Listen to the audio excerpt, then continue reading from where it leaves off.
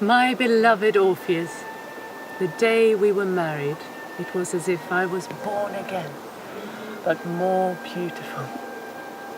On our wedding night, you sang songs to every part of my body, sparing no effort.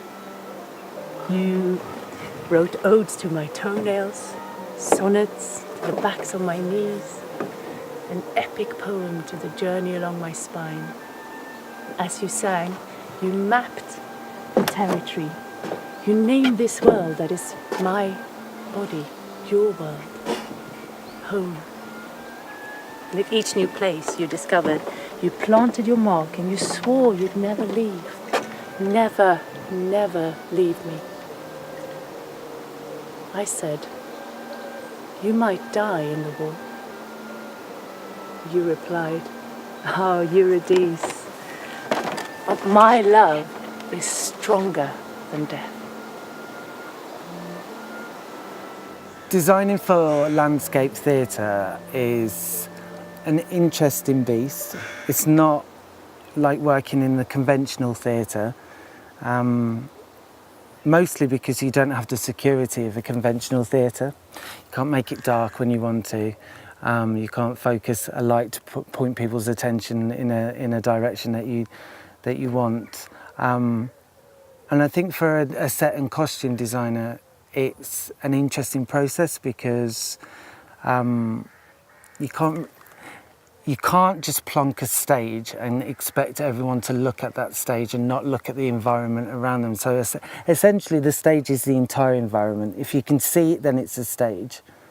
A lot of my process is working through the narrative of the show and discovering how I can enforce that narrative visually without arguing with the landscape that we're telling it in.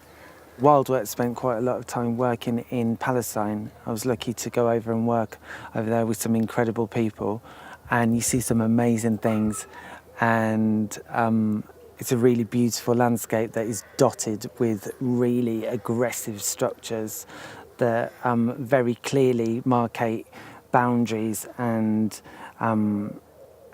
tell you where you are and you aren't allowed. And that was incredibly interesting to me, to look at all of that source material when looking at the border gate here and the gate to the Underworld.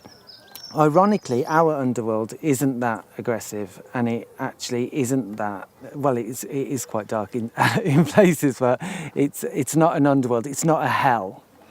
It's actually quite light and funny in places, but for me it was really important that to an audience we tried to suggest that the place that you were going wasn't necessarily a positive place before we then actually unfolded that it had different layers to it. The Underworld is a free-form section of the show, if you like. It's our journey through seeing loops of people's journey in the Underworld, their time in the Underworld. And this has been really inspired by research that we carried, a lot of research that we know already from the project in 2014, and then also research that we've been doing with contemporary veterans as well.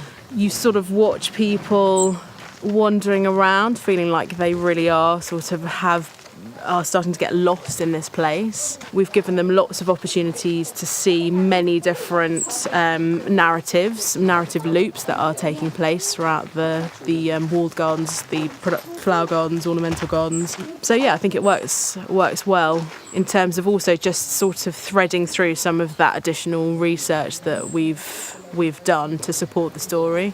So I started the process with the show of working with Mydd on design and the rest of the creative team to work out what the journey of light would be through the show, and how each space was affected by sunlight, and also what we kind of needed narratively, and working with Mydd as each space gradually evolved design-wise, working out what light and video and projection could add to that space in order to heighten it, in order to make it feel like otherworldly and like the Underworld, or whether it had to feel really natural and kind of rooted and believable which is kind of where we return to at the end of the story. This scene is exciting because it's one of the penultimate scenes in the journey of the performance. So the sun's starting to set, we've got more control over the light, so introducing light and projection into this space was a really exciting idea.